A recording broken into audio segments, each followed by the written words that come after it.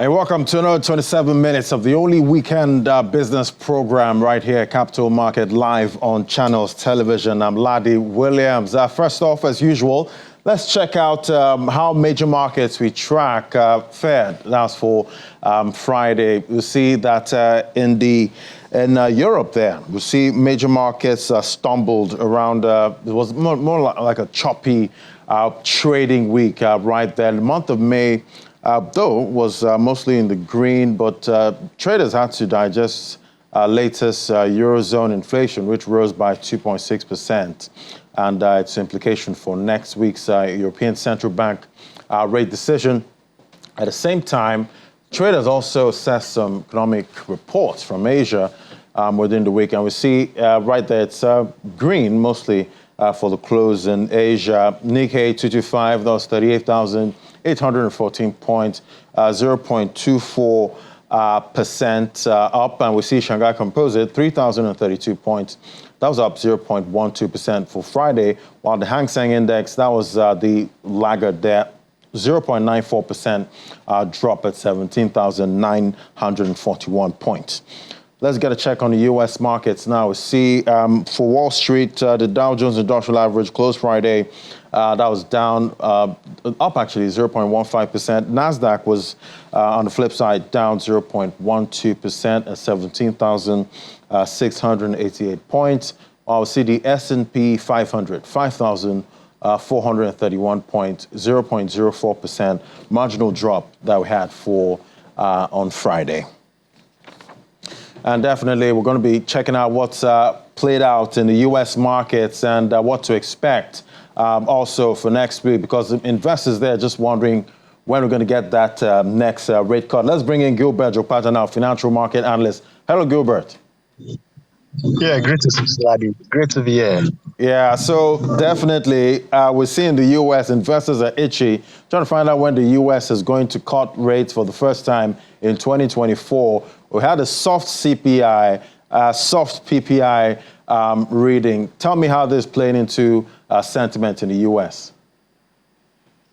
Okay, the data which came out was kind of a good news. You know, the inflation report of which cooled off to about 3.3% year on year, was actually lower than the 3.4% which analysts and economists were actually expecting, even though there is still a cost of, groceries and also rent and healthcare is still up. But then I believe that this still calls for a cautionary call because it's still below the Fed's target of about 2%. So this actually came with a mixed reaction. First of all, it's good news that inflation is cooling down, but yet there is a caution since we are still below the 2%. And then the Fed's deciding to hold rates steady, which I think is actually more of a rational decision by the Fed, which is trying to keep a delicate balance of cooling inflation down without really affecting the economy, badly. But on the flip side, I think that the Feds are still on the right track in holding rates and then continually monitor data, which I believe is still crucial for whatsoever will be the outcome of rates, in the coming months that may come in. Remembering also that the Senate, led by Elizabeth Warren, has written a letter to Jerome Powell telling him that it's time that they should consider cutting rate. So looking in the horizon, I still think that we still need to watch for futuristic inflation reports. So we should know whether the Fed will start deciding that it's about time they cut rates, because they just have to balance the economy regardless of sentiment, out there from the people. So the battle for inflation is still ongoing. And still on this other side, the Feds decide to hold rates steady for 8th time in about, that is 9 meetings. But while the battle for inflation is still ongoing, I still think that next month data will give us more clues, and also we'll wait for more meetings from the Feds for us to know when we'll start seeing rate cuts. But I think it's about time they start considering that rates should start being cut. But then I still also understand the need for them to balance the economy and not going straight to cutting rates and not pay attention to inflation numbers. Right, and definitely there is that risk of cutting too soon, because definitely then there's that huge risk that inflation will start rising again, and we'll all have to deal with these issues. But what are you expecting for the markets next week in the U.S.? Well, there are not any major economic data release that we'll be seeing from next week. So we just have to pay attention to more global events and ongoing trends, and also watch price of commodities. When we watch this thing, I think that this upcoming week will give us more of, when we look at global economy, and then watching the commodities market, we may receive clues and certain impacts that may affect the market. But then there will be more data coming next month. So we'll really know what will be the outcome of the Fed's decision. All right, definitely be looking out for how it all plays out next week. But in your own view, Gilbert, when do you think we're going to get this first cut in the U.S.? That's for interest rates.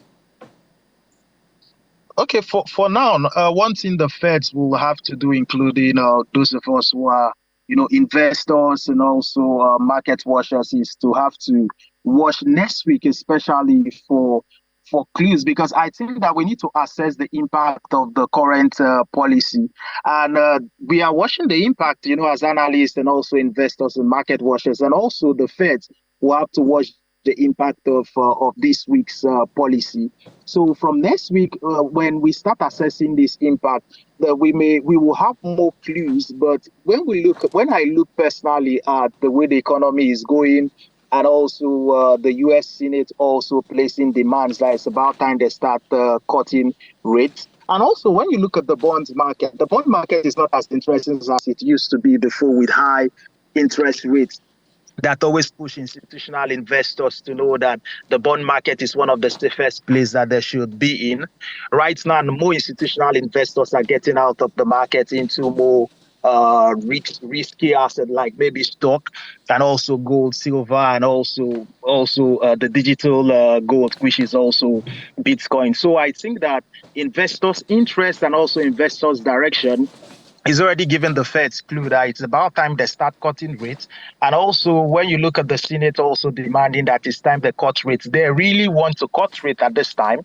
And I think it's about time they cut rates. But with them still, it's not really a smart move if they start to cut rates immediately. So I think that next month, if inflation cools lower than what we have now, it will be about time for them to cut rates. But I think this year, the Feds may be forced to start cutting rates, but then they just have to balance the economy before this can be done.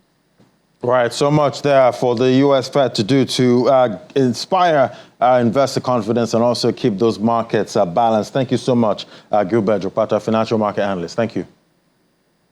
Yeah, thanks for having me. All right, let's bring it back home now. We'll see for the NASD market. The NASD OTC securities market performance ended the second trading week of June positive as the index rose by 4.57% week to date, while investors gained about 94 billion naira. At the same time, the volume of securities traded this week surged by over 3,000% to 217.56 million units, while the total value of transactions for the week soared by 7.18% to close at 775.66 million naira, while the number of deals carried out dropped by 31.78% week on week. For the three advances for the week, NIPCO, Arido Holdings, and Friesland Campina, while Double One PLC was the lone decliner on the NASD. Meanwhile, Arido Holdings was the most traded security for the week. And definitely we see inflation numbers for May. That's out. We got that today about 33%. And we see food inflation also on that list, 40.66% from 40.53%. We also see core inflation, that's at 27.40%. So we're seeing most of the numbers elevated compared to the previous month, but the rate of increase that's still slowing, which economists say is a good sign, and some experts. So we see headline inflation there, 33.95% from 33.69% in the previous month. And in a landmark deal set to reshape Nigeria's beverage market, Toleram has agreed to acquire Diageo's 58.02% shareholding in Guinness Nigeria PLC. This announcement is the latest in a string of major multinational organizations exiting country, citing some tough economic challenges. But this is more like we see a big acquisition there for their shareholding. Following the completion of the transaction, Guinness Nigeria will remain listed on the Nigerian Exchange Limited and subject to regulatory approvals, while Toleram intends to launch a mandatory takeover offer in compliance with local law requirements. Toleram Group, which was founded in 1948, is a holding company headquartered in Singapore with diversified business interests in consumer goods, fintech, infrastructure, and industrials. And the domestic stock market closed the second trading week of May in positive note, up by 0.71%. After a mixture of bargain hunting and profit taking within four trading sessions. Notably, bargain hunting activities in Zenith Bank and GTCO drove the weekly gain as the all-share index rose by 0.7% month to date. And this was largely driven by bargain hunting activities of investors for shares across the five key counters. QTIX topped the list of 51 gainers with more than 28% increase on its share price, while Dow Communications led 24 other losers with over 17% decline on its share price. The trio of Fidelity, Access Holding Company, and Zenith Bank were the top three contributors to a total volume of 2.63 billion shares traded for the week. All right, we'll take a break now. When we come back, we'll head straight to a review for the markets. That's in a moment. Just stay with us.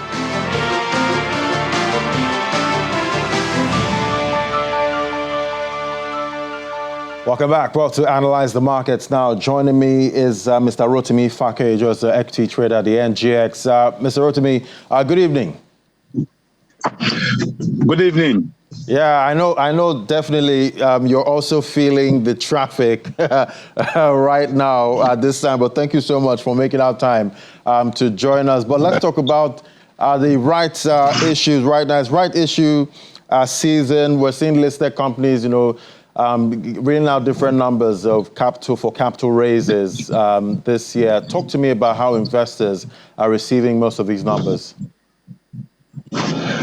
When the news of the bank recapitalization started, a lot of people believe that it may not really go down well with the state of the economy.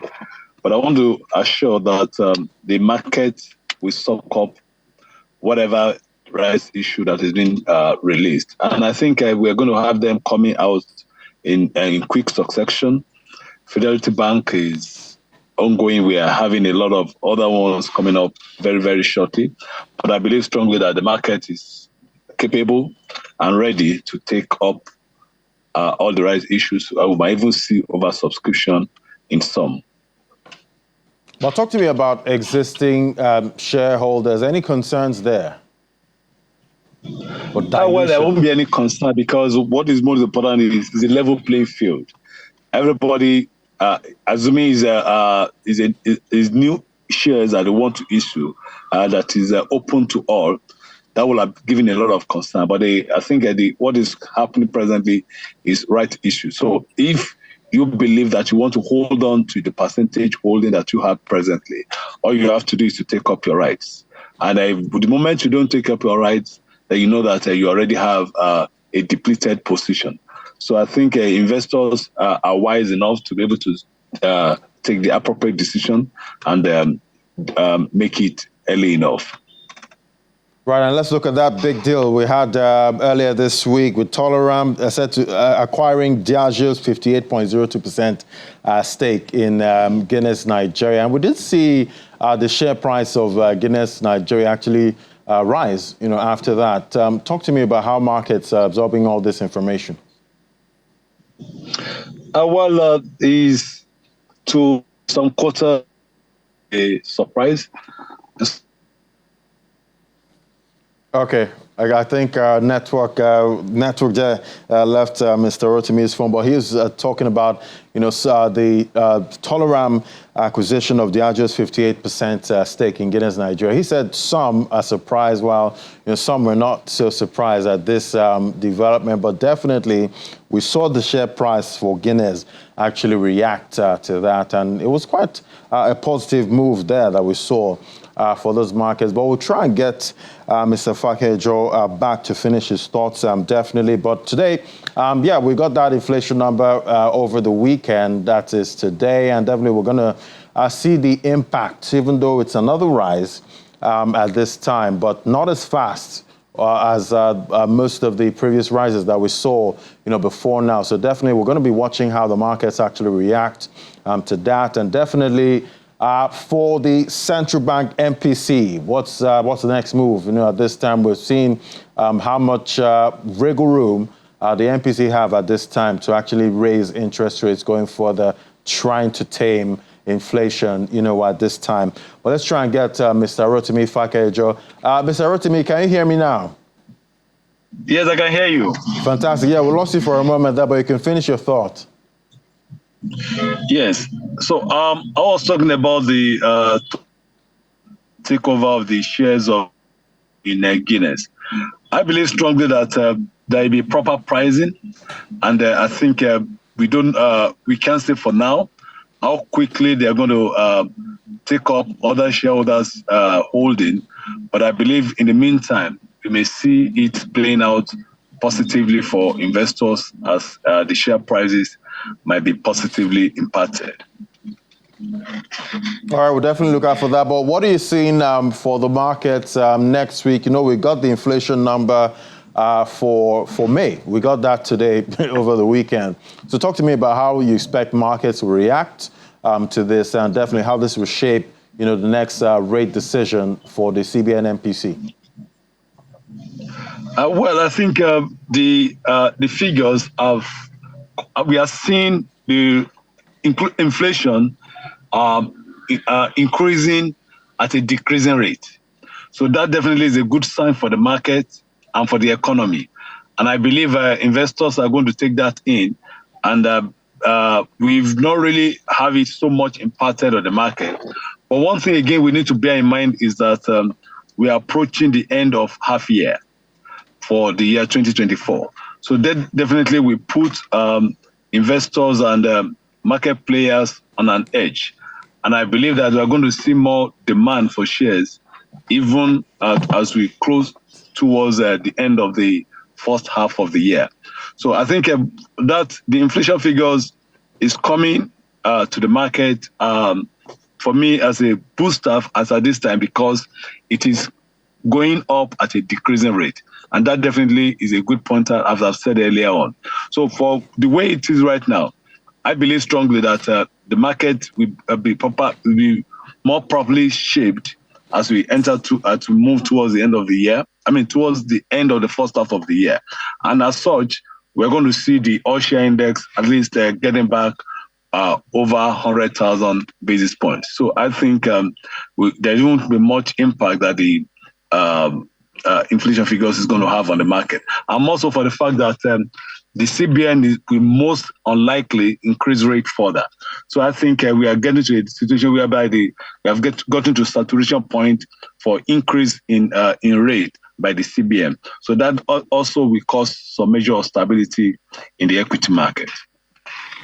Definitely, but we know the 100,000 level, that's a psychological level at this time.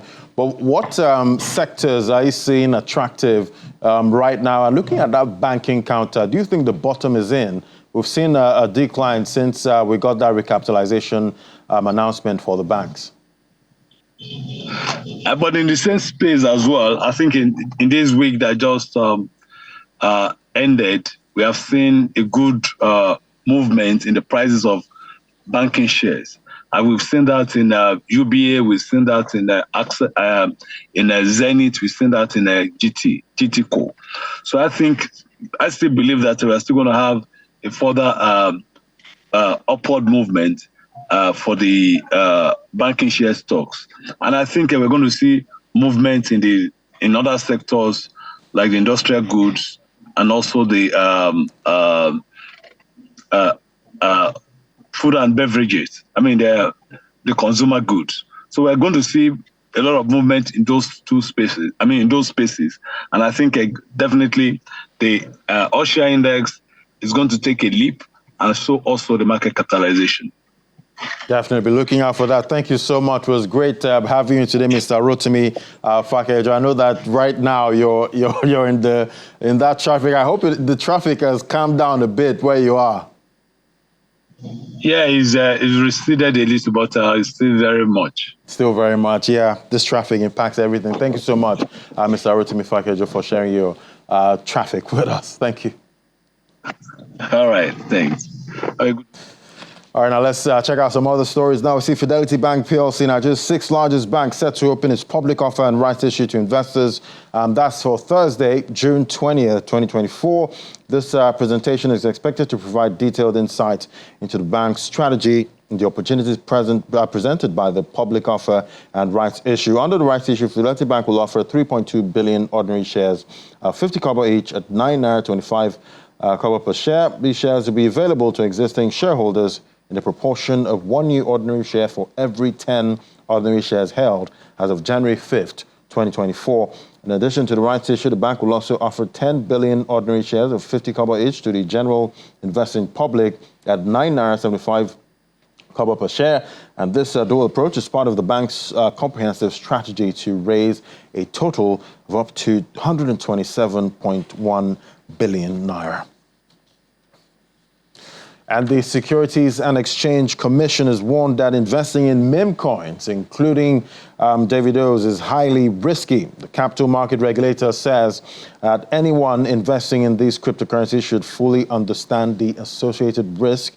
The SEC explains that meme coins inspired by internet jokes and memes are often promoted on social media and sometimes by celebrities. However, these coins are not intended to be used as payment for goods and services or as legitimate financial instruments like shares or commodities, as they lack fundamental value and are purely speculative.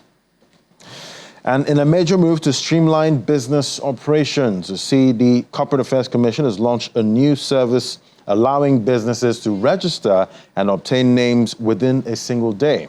In a partnership with the practitioners of content creators, skit making, and Influencers Guild of Nigeria, the CAC plans to register 5 million businesses within a year. This initiative aims to curb the proliferation of unregistered cryptocurrency vendors who often operate illegally and are linked to scams. Take a listen.